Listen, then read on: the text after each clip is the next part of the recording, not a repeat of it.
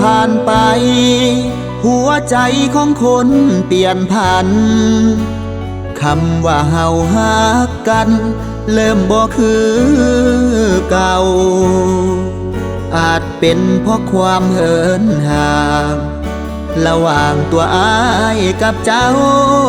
นับจากนี้เส้นทางฮักเฮาคงถึงข่าวต้องอา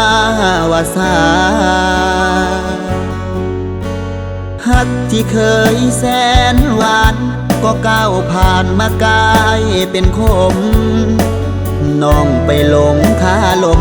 ของสายคนนั้นเจ้าทิ่มอายไว้กลางทางแล้วถอยห่างอายไปทุกวันอายอยากบอกเจ้าไว้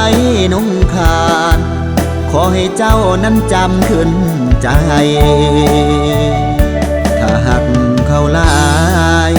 ก็ไปหาเขาศาลาแต่อย่าหวนมาในเวลาที่เจ้าเสียใจอ้ายบ่เสียดายคนคือเจ้าดอกนาบ่ยอมเสียน้ำตาถึงแม้ว่าสิเจ็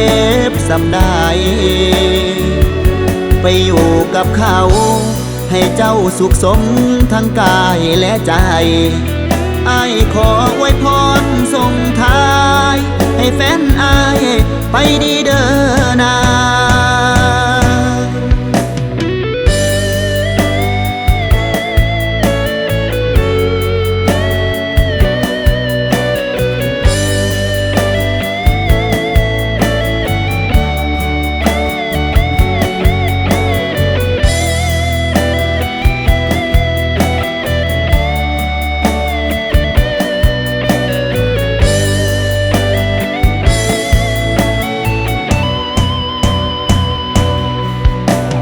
วันเวลาผ่านไป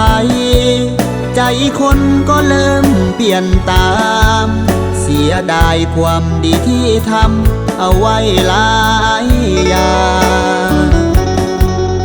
แต่เจ้าบ่เคยเห็นค่าคุณความดีอ้ายเลยน้อนางความฝันความหวังทุกอย่างมันเพ่มั่งย้อนนางหลายใจถ้าหักเขาหลายก็ไปหาเขาศาลาแต่อย่าหวนมาในเวลาที่เจ้าเสียใจอ้ายบ่เสียดายคนคือเจ้าดอกนาบ่ยอมเสียน้ำตาถึงแม้ว่าสิเจ็บสำได้ไปอยู่กับเขาให้เจ้าสุขสมทั้งกายและใจอ้ายขออวยพรส่งท้ายให้แฟนอ้ายไปดีเด้อนางสุดท้ายอยากบอกดัง